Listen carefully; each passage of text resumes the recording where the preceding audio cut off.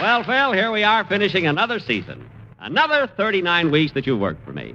How do you feel? Thirsty. Oh, fine. Mary's hungry and you're thirsty. Hey, Jackson, were you at the Lewis Walcott fight at the Yankee Stadium Friday night? Sure, Phil. I was sitting right up front. Did you hear the big reception I got when I came in? Everybody jumped to their feet and cheered and yelled. Really, Phil? When'd you come in? At 2 minutes and 56 seconds of the 11th round. Heaven's sake, Phil, they were cheering the fight. Jersey Joe Walcott was staggering all over the place. So was I.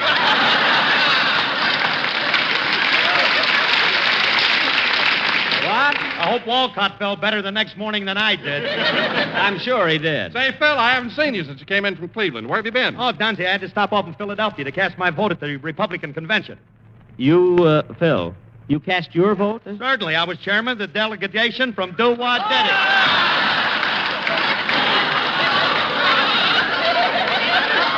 You can't give them those words. Well, why do you keep putting them in there?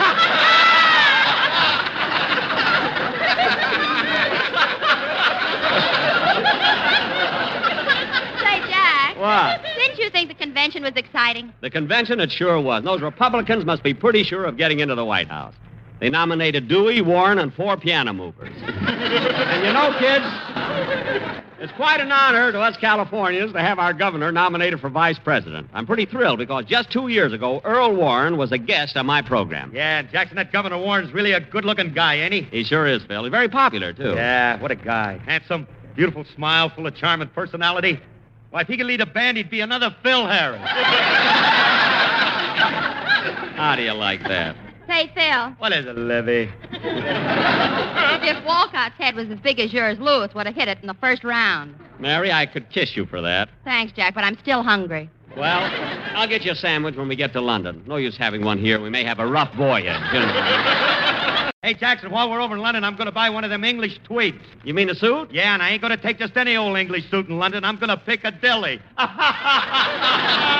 Oh, Harris, I'll bet Milton Berle's got that written down already. Written down. He's got it on television right now.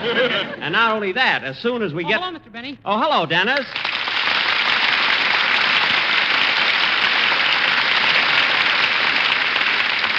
Well, Dennis, here we are finishing another season. Another 39 weeks you've been working for me. How do you feel? At the Sherry Netherlands. What? Gee, I read the wrong line.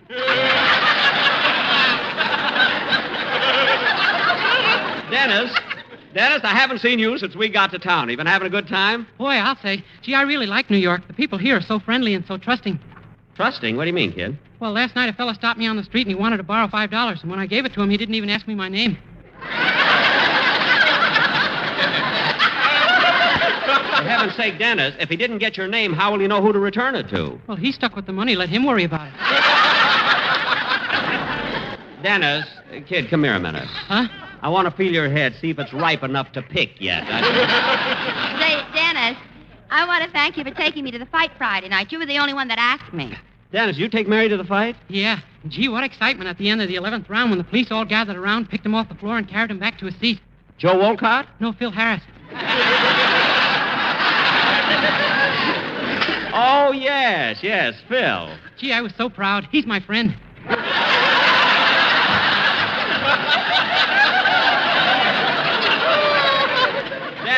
Dennis, everybody here in the studio is anxious to hear your song. How about it? Okay. Now, hold it, kid. Come in. Well, Mr. Kitzel. Hello, Mr. Benny Boy. Oh, my, it's a pleasure to see you. Well, Mr. Kitzel, how do you happen to be in New York? I came here last week to go to a wedding. A cousin of mine got married. Oh, well, congratulations. Now, Mr. Kitzel, Yes. did you have a good time at the wedding? Oh, It was a big party, eh? The wine flowed like celery tonic. Celery tonic? That's a vegetarian champagne. Oh. And then right after the ceremony was over, I was the first in line to kiss the groom. The groom, you're supposed to kiss the bride. With her face, we had trouble getting the groom to do it. Oh, well, did you meet a lot of your old friends there? Everybody who I knew for years, even Pansy Nussbaum. Pansy Nussbaum, huh? She's working for, you should excuse the expression, I have Fred an Allen. idea. Yeah, I have an idea. Well, Mr. Kitzel, I'm awfully glad you dropped in. Thank you, Mr. Benny, and here I brought you a farewell present for your boat trip. I had it made especially for you. Well, let's see it. Now, isn't that cute? A long bagel that spells out Bon Voyage. Thank you very much, Mr. Kitzel. Use it in good health. Thank you. Goodbye.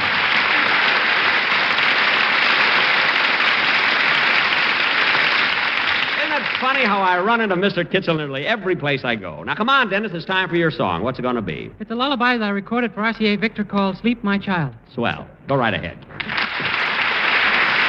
And while Dennis sings, we'll take a break. From June 27th, 1948, Jack Benny on Classic Radio Theater with Wyatt Cox.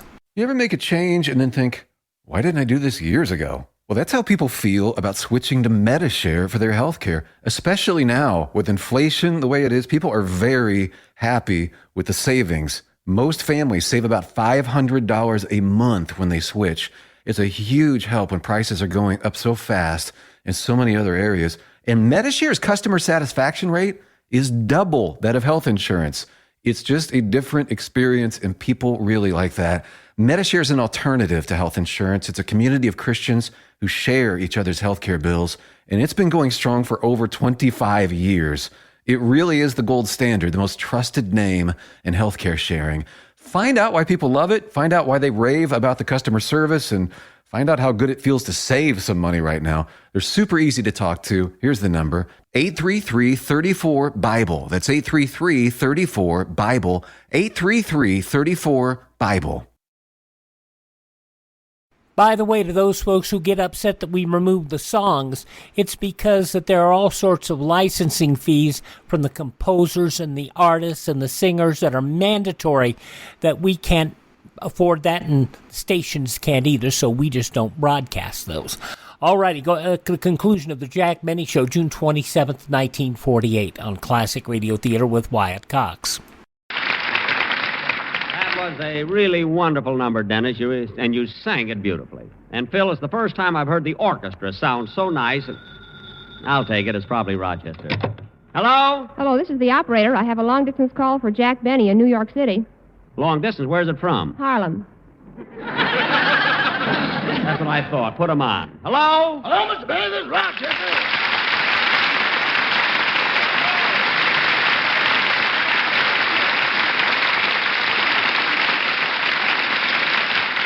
Well, it's about time you called, Rochester. I haven't heard from you since we arrived in New York. I'm sorry, boss, but Monday night when I got to Harlem, there was a big party celebrating Joe Lewis's victory. Monday night? Wait a minute, Rochester. It wasn't until Friday night that Lewis beat Walcott. We're still celebrating his victory over Smelling. But that was 10 years ago. Why are they holding the party now? It was postponed on account of rain. Well, Rochester, I hope it's not a wild party. What are you having to drink? I don't know, but I'm calling from the chandelier. That's what I thought. Now, Rochester, I hope you packed everything in my trunk that I need. You know, while I'm in London, I'm going to participate in the Olympic Games. You are? Yes, sir. Well, surprised. You were so surprised. Hope you win, boss. I hope you win. You do? Yeah, America hasn't had a tiddlywink champion in years. Rochester, I'm not going to London just to tiddly. Look, for your information, I'm going to throw the discus. You're going to what, the who? I'm going to throw the discus. Throwing the discus is an ancient Roman sport that was popular during the days of Nero. I thought you were playing the fiddle then. Now cut that out. Rochester, when I leave, I hope you'll be down to the dock to see me off. Oh, I will, boss. I will. Goodbye, Rochester. Goodbye.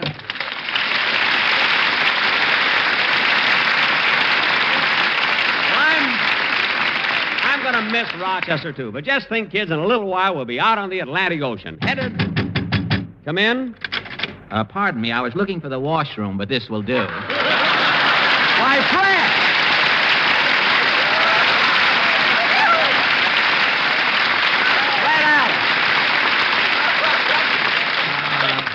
Jack, I really dropped in tonight. Wait a minute, Fred. Wait a minute. Let me look at you. Yeah? Gee, you're looking swell. Yeah? I've never seen you have such rosy-colored bags under your eyes. Look, Jack, I dropped in... And that pained expression on your face. You look like a hen trying to lay a basketball. I'm getting mine in first. Well, all right, Jack. And those wrinkles. Honestly, Fred, your face looks like a convertible with the top halfway down. You know what I mean? Now, sit down, little man. You must be tired after that Bob Hopian outburst. Ladies and gentlemen, please tune in your radios an hour from now when this nature boy of the gay 90s is a guest on my program without his writers. Now, Fred, what... Benny, without his writers, you can't tell Benny from Mr. Hush. Now, wait a minute, Fred. What do you... And he should talk about the way I look. Benny's hairline has receded so far, he combs his eyebrows to keep up his morale. Fred, no. I have seen more fuzz on a harvest moon. I'd hate to be drowning and have someone throw me a line like that.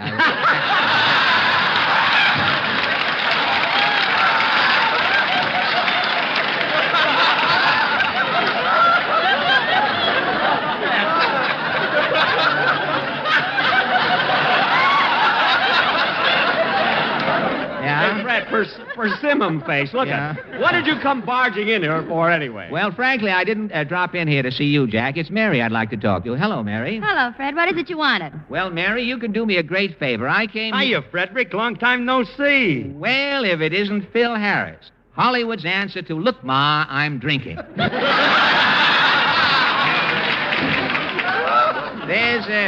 There's Dennis Day. Hello, Dennis. Hello, Mr. Allen. Look, Fred, we're doing a program. Now, what do you want to see Mary about? Yes, Fred, what is it? Well, Mary, every now and then, Portland likes to take a couple of weeks off my program, and I thought a hungry girl like you might like to take her place. Well, thanks, Fred, but I don't think I could take Portland's place. Oh, yes, you could. Why don't you just try reading a line or two? Wait a minute.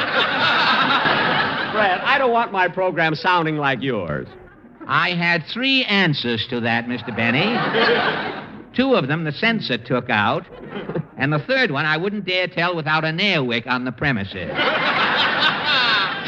Oh, Jack, I'll just imitate Portland for a second. It won't sound like Fred's program. Well, go ahead, Mary. Well, all right. Oh, Mr. Allen! Mr. Allen! What is it, Portland? I'm from the South, the deep South, that is. Terrible, terrible, terrible. And I'm not wrong for this one. Dennis. Howdy, Bob. Now, stop that. Look, Fred, will you please let me run my own show? This is worse than last week when Bob Hope dropped in on us unexpectedly. Not worse than last week. No.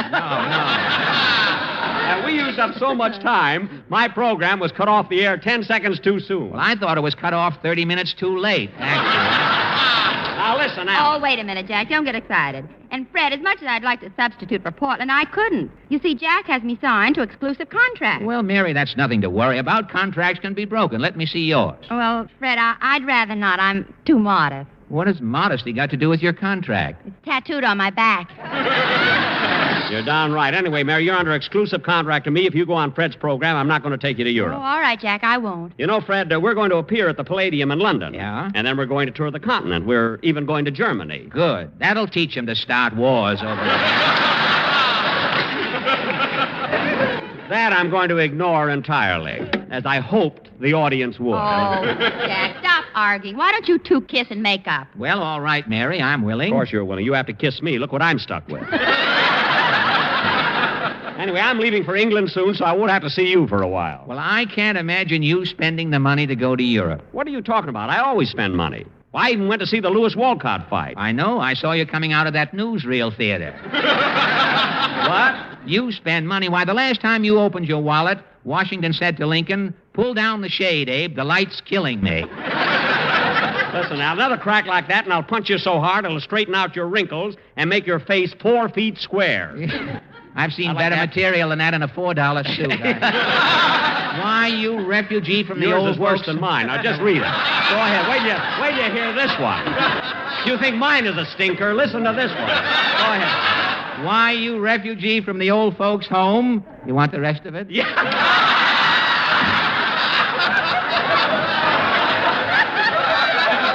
If you had enough strength to double up your fist, you'd be too tired to swing it. There, that gives you an idea. That's what you think. You better shut up or I'll pull your lip down and hook it to your belt buckle. Oh, brother. Now, I'm warning you, Alan. You better get out while I still got While you have control no of my lines. temper. Now, careful now, Benny. You're liable to blow your top, and you paid $8 for it. You finally... It's about time. Throw him out. Don't bother, Mary. I'm leaving anyway. Go on, beat it. I'm telling you right now, I'm not appearing on your program tonight. Then you won't get paid. What time's rehearsal? 8 o'clock. I'll be there. Goodbye, Fred. Goodbye, Jack. So long.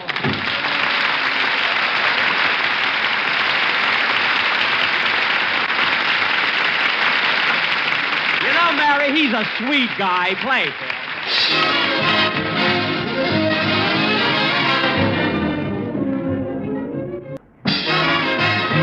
Ladies and gentlemen, on behalf of my cast, my writers, everybody associated with my program, I want to thank all of you who have been listening to us for nigh on to 16 years. We'll see you again in the fall. I want to thank Alan for lousing up my program, and I hope you'll tune into our summer replacement, a new and exciting quiz program called Let's Talk Hollywood. The show will feature George Murphy and Edith Wynn, and This is NBC, the national broadcasting company. Yep, running straight out of time while Jack was doing the close. June 27th, 1948, The Jack Benny Show on Classic Radio Theater with Wyatt Cox. After this break for your favorite station, Science Fiction, X-1. Thanks for listening. Mike Lindell and MyPillow offering the BOGO extravaganza right now on a whole slew of MyPillow products. Now you can find all sorts of great deals on MyPillow bed sheets, Giza Elegance MyPillow, 6-piece towel sets, Roll and Go Anywhere pillows, much more, all priced buy one, get one free. Go to mypillow.com/USA, use promo code USA, or call 1-800-951-8175 and find you some great MyPillow products. They're all available. Oh, by the way, you can also get Mike's book absolutely free with any purchase, but you have to go to mypillow.com/USA or call 1-800-951-8175 and make sure you use the promo code. The buy one, get one extravaganza going on right now at mypillow.com. Our U.S. Constitution is amazing. It's full of what's called negative rights, designed to protect us from the corrupt powers of a dictatorship. Like our right to worship our own God, not some official state religion. Our right to prevent the government from seizing our property without paying fair market value for it. Or our right to be tried by a jury of our peers, people like us, not by some star tribunal. And that's why America has become the richest, most just society in the world. Other countries force so-called positive rights onto their citizens. These enable one group to take from another group their free speech, money, and choice by using government force. Socialists love wielding this power over people. Sometimes we take our freedoms for granted, but we can lose our Bill of Rights and our Constitution and become like Venezuela or North Korea, failed, brutal socialist regimes.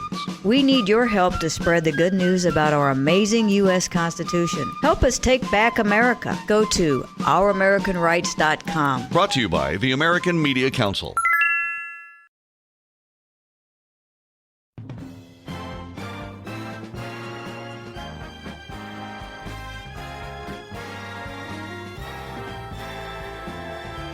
Now on Classic Radio Theater with Wyatt Cox, science fiction, and we're really heading this way.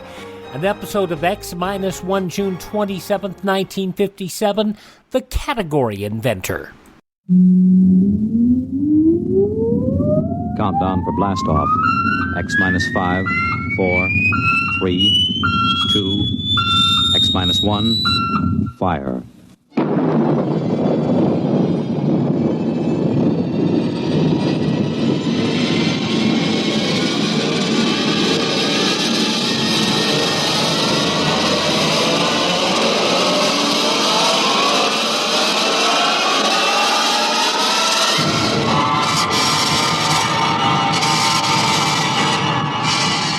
From the far horizons of the unknown come tales of new dimensions in time and space.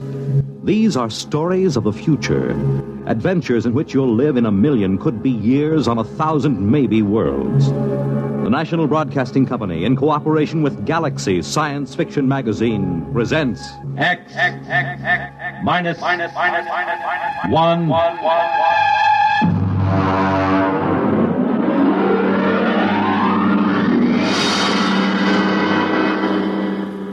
Tonight, The Category Inventor by Arthur Sellings.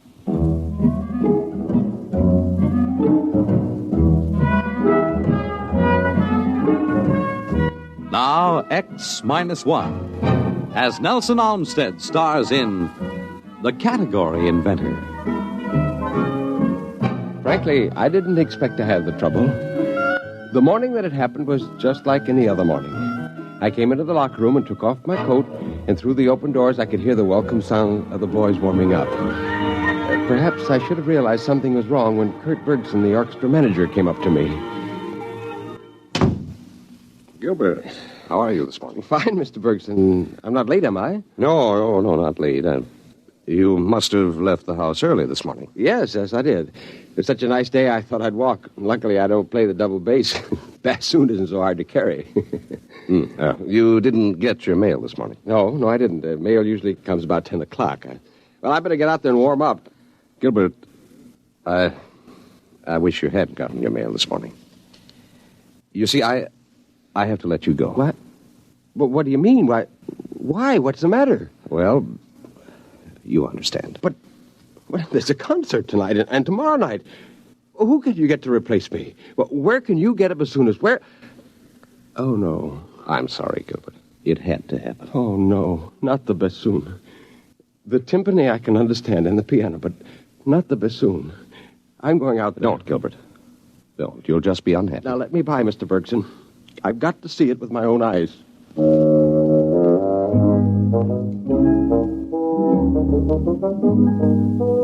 Of course it was bound to happen. Where my music stand and chair had been stood a gleaming coppery robot. His music stand was attached to a bracket that came out from his forehead, and his electronic scanning eyes were blinking and ready. He had 7 fingers on each fully articulated hand. His lips were precast in perfect bassoonist embouchure, with flexi-plasti butyl skin adjusting to the reed. I could hear the softly whirring motor of his constant pressure breath apparatus. It had come. The robot bassoonist. Now, Gilbert, honey, you mustn't be depressed. It's not your fault. The world doesn't understand creative artists anymore. No, bassoon player isn't creative, Marge. He executes. Well, anyway, he's an artist. That means he's got intelligence and imagination. And that means he's got a head start when it comes to a new job, doesn't it, honey? Sure. Yeah, head start. Marge, I tell you, there isn't any use. I've been checking into the category office every day. All I know is how to play the bassoon. Well, we'll just have to get used to being on reserve. But what will we tell the children, dear?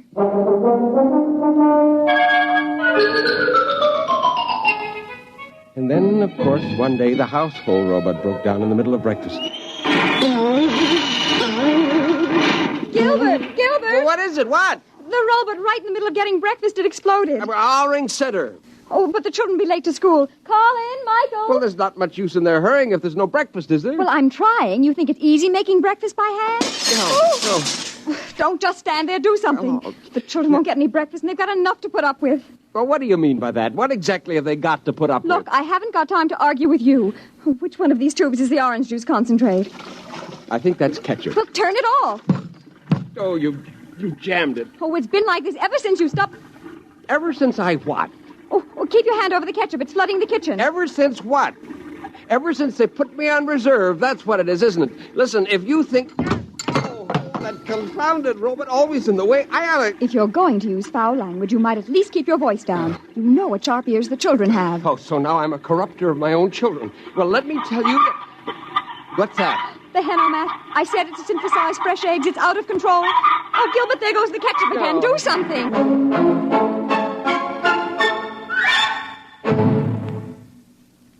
You are listening to The Category Inventor. Tonight's attraction on X-1. June 27th, 1957, X-1 on Classic Radio Theater with Wyatt Cox. It's a big, bold story set in the heartland of America, along the edge of Lonely Mountain. I am open for business. And so Big William Gorgon, played by handsome Michael James, fiercely set down his Midwest roots. Oh, darling, we're going to sell bathrobes and raise chickens. Set his adoring wife, Wilhelmina, portrayed by beautiful Glenda Olsen. Oh, I love our store, Will. But they hadn't counted on Big Ralph's bathrobes and cattle store coming to town. Oh, Will, what will sure we do, Will. Will had a plan, a way of facing off against tough Big Ralph. We're going to change the face of America. We're going to advertise. For what? With print, broadcasting, and bus benches, we're going to tell people who we are and where we are. What's a bus? And so the story of how one man brought advertising to the heartland. Oh, will it work? It will. Well, my name ain't Will, Philomena. We got to advertise or we'll die. And so the greatest marketing story of all time is here. Advertise or die, dopey. Put your message on this national advertising platform. Email classicradiotheater@gmail.com. classicradiotheater@gmail.com. Now on Classic Radio Theater with Wyatt Cox, the conclusion of X-1, June 27th, 1957. Automation is everywhere. Finally, I got the ketchup and orange juice faucets turned off and the Hanomat pulled out of the socket. I looked down, and there was our household robot on the floor. It was all its fault, it and millions of its kind. Suddenly, all the frustration of the last few months focused on the robot, and I kicked it. Well, now I've seen everything. A grown man actually kicking a poor, defenseless robot.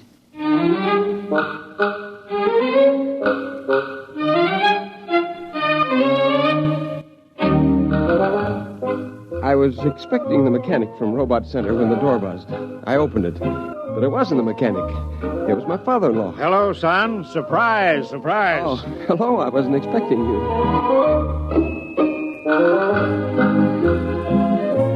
George is a politician, and they haven't yet found a robot that can take that trade over. Right behind him was the mechanic from Robot Service. However, he wasn't the mechanic, he explained.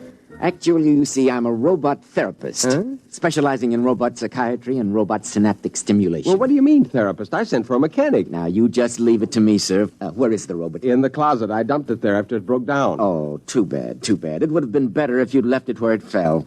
Failure attitudes often give invaluable pointers to the cause of breakdown. In here? Yeah, that's right, in the kitchen closet. How do you like that? They got psychiatrists for robots. Well, certainly, son, that's the way things are now. They're branching out, keeping one step ahead of the robots all the time. Man's got to be adaptable. Now, you take old Tom Angel. Old Tom up and registers himself as the first of a new generation of reading card verse writers. He was first in, so he got charter rights. Now, you got the idea? Once you get in the progressive mood, you're all set. Yeah, funny kind of progress, dusting off a defunct custom. Yeah, well, nowadays a man doesn't have to fight for a job. All he has to do is to invent one. That's one of the platforms of our party, the party that stands up for the reservist rights. Why, you know, it was our party who saw to it that every family worker and reservist alike had a robot of his own by inalienable rights. No, I'm sick and tired of having a robot of my own. I'd be perfectly happy if there weren't any robots at all, especially the ones that sit in their chromium-plated tails in chromium-plated orchestras playing chromium-plated bassoons. What? Well, Gilbert, you don't know what you're saying. You're talking like a Luddite. Oh, I am I? What's a Luddite? It's history. They were the people who broke up the first power machines 200 years ago. Well, if that's the way you feel... Hold it now, wait a minute, hold it. Well, what is it? What's the matter now? Pop, I've got it. Excuse me, I'm on my way. Mr. Perry, I just gave your robot a tape audio in there, and the results were sad. Yeah, well, look. Sad. Yeah, look, I'm busy. I'll talk to you later. That robot has developed a severe guilt complex. Guilt complex? That's right. Oh, they're sensitive, you know. Once they get the idea their owners aren't happy, they brood about it. They make mistakes, and that makes them feel more guilty. You just have to keep these robots understanding that you're happy. Well, finally, I got away from the robot psychiatrist. The category office was crowded with reservists hanging around with the slender hope of getting in a hot tip. I went into the first booth and spoke to the robot clerk. Yes, sir. You wish to file a category. I have your name and other information now. Nature of category. Neo-Luddite. Repeat, please. Neo-Luddite. Definition? The lawful opposition to the robot economy. Now, let's see a robot take over that job. Classification of category. Political. Your application will take a short time to check. This machine sends a copy to the registry below. They carry a complete file of all categories. Was that it? I'm sorry, sir, but your application has been rejected. What? The category office extends its sincere regrets and trusts this will not deter you from making further application at the category office. Now, you listen here, you metallic mouthpiece. That application is legitimate. Now, nobody's got any right to reject it. Now, you can't just stand here... Sir, you are overexcited. The supervisor is on his way. Ah, Mr. Perry, you're upset, eh? Well, you understand we dislike having to turn down anyone's application. Now, listen. That category I put forward is perfectly good. I've got a right to be heard. An opposition party is just what's needed. Well, of course it is, Mr. Perry. I was only trying to tell you that you couldn't register that category because it was registered years ago. What? Yes, the Humans Only movement is a recognized party, even though it's never managed to win an election or attract many adherents. But the movement does have state backing, funds, officers, the same proportion of salary to officials, members, the same as the two big parties. Better luck next time, Mr. Perry.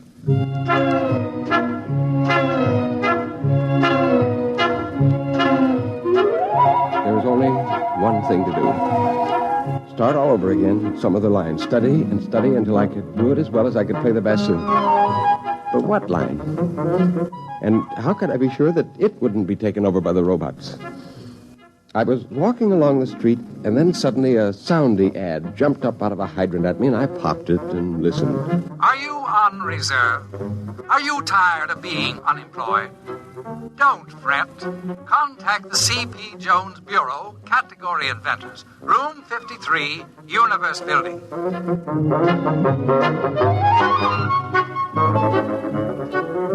Just as I got to the Universe Building, the doors swung open and two big bruisers came through carrying a little old man. You let me go, you hear? Let me go! I'll have a writ served on you. A man's got his rights. Now you let me go. Let me go. Are you all right? I'll have a writ served on him. Are you hurt? No. Oh. Well, I wonder if you could help me. This is the Universe Building, isn't it? Yes, it is. Would you mind dusting off my jacket? Yeah. Well, I'm looking for somebody here. I wonder if you could help me. Robbers. Throwing a man out after all these years. 10 years I've worked in this building. Oh, you work here. Well, then perhaps you could help me find it. Yes, I had my own office. The C.B. Jones Bureau. You're C.P. Jones, the Category Inventor? You heard of me? I was coming to see if you could fix me up. Oh, well, it's just as well you didn't. I didn't have a category in stock. As a matter of fact, son, I never did manage to invent a single category, except the one of Category Inventor. Well, they finally caught up with me, revised my category a week ago, and canceled my license. Say, would you like to have a drink? No, I don't have any money, only reserve script. Well, that's good enough for an emergency. Come on.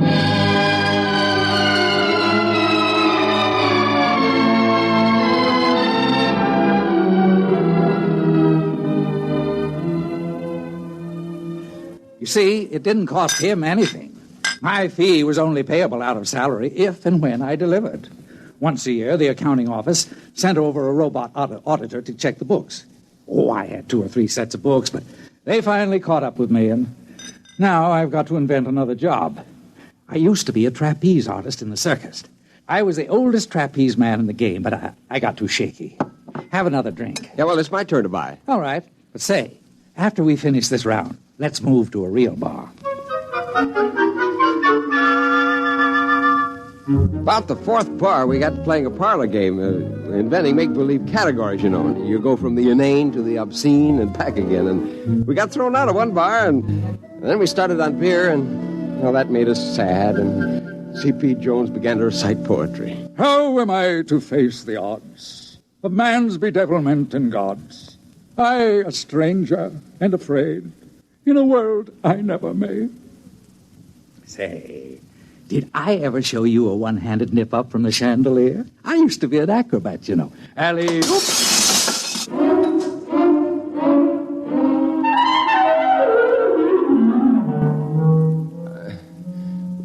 I woke up with the sun in my eyes, and I saw a figure moving. Is that you, Marge? If you want breakfast, you'll have to go out. They haven't delivered the new robot yet. Do you want all this trash? What trash? These papers in your pockets and a note. What does it say? Oh, I'm not surprised you can't read this morning. I'm surprised you're breathing this morning. No, please, Marge. All right. It says, umbrological parallax tracer. What's that?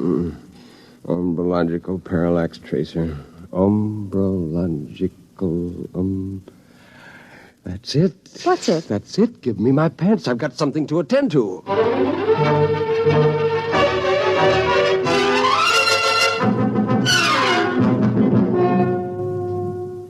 Well, I'm glad to see you, Mr. Perry. Trying again, eh? Category, umbrological, parallax, tracer. Well, most interesting.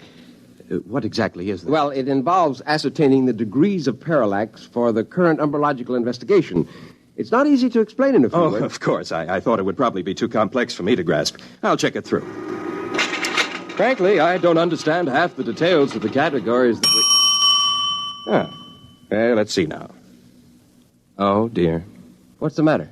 The West Town office has already admitted an application this morning for an umbrological parallax correlator. Uh-huh. Now, you'll have to prove that the two functions are distinct and separate. Umbrological parallax That wouldn't have been a Mr. C.P. Jones, would it? Why, yes. You know each other? Well, yes, we should have met this morning and filed our categories together. But a parallax tracer is entirely different from a parallax correlator. You see, a parallax can be correlated in a dialectical opposition in a conjunction to and with it being traced. Now, to put it more simply... Well, that's perfectly all right. I'll see that the distinction is made. Well, your charter will be mailed to you within a few days. I suppose you'll want to share offices with Mr. Jones? Why, yes, sir. Yes, I suppose so. Very well, then. I'll have the offices assigned. Congratulations, Mr. Perry. You're off reserve.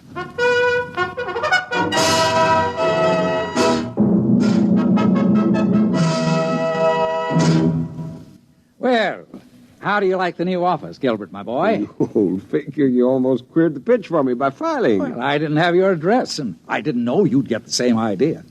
I just remember we laughed a lot over it and thought it one of the best phony categories we'd made up. Of the printable ones, that is.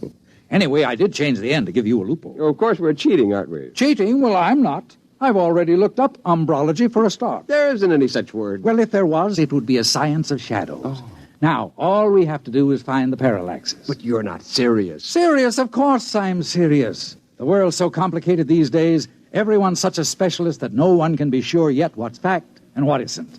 We're the only umbrologists in the world. Who can question us? Yes, I suppose that's true. Why, the scope's enormous. Anyway, we're off reserve. We've got a job. And I'm not letting any grass grow under my feet here. Now, don't just stand there. Our robot hasn't arrived yet. Give me a hand with this filing cabinet. We're going to need it. You're right. We got our work cut out for us. Let me tell you, the life of an umbrological parallax tracer isn't all beer and skittles. Let's get to work.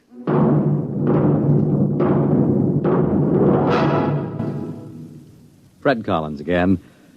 You have just heard X-1 presented by the National Broadcasting Company in cooperation with Galaxy Science Fiction Magazine, which this month features Daniel F. Galloway's unusual story titled If Money. Read it in Galaxy Magazine on your newsstand today. Tonight, X-1 has brought you The Category Inventor, a story from the pages of Galaxy written by Arthur Sellings and adapted for radio by Ernest Kenoy. Featured in our cast were Nelson Olmsted as Gilbert, Hetty Galen as Marge, Wendell Holmes as George, Joseph Bell as the serviceman, Alan Bergman as the supervisor, Bert Cowlin as Kurt, and Edwin Cooper as Mr. Jones. This is Fred Collins speaking. X-1 was directed by Daniel Sutter and is an NBC Radio Network production.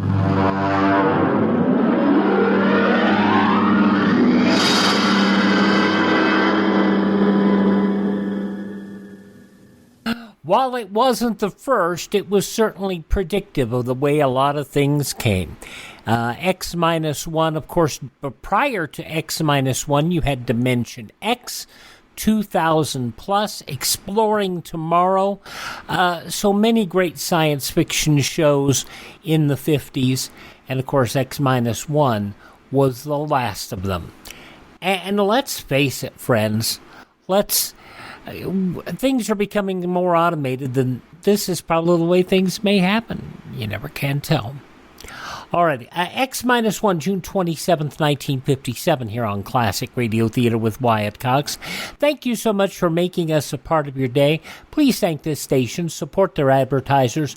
It's their kindness and courtesy that allows us to be with you each and every time we roll around here on your favorite station. If you miss a day, you don't have to miss a single show.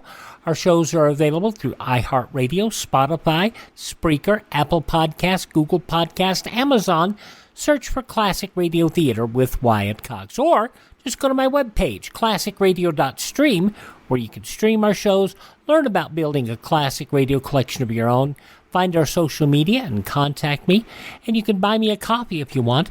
That beautiful little buy me a copy link will do more to build this show than you'd be surprised, because that's why we'll acquire additional old-time radio shows just for you. Tell all your friends the great radio shows are right here at this spot on the dial. Classic Radio Theater with Wyatt Cox on your favorite radio station. Thanks for listening.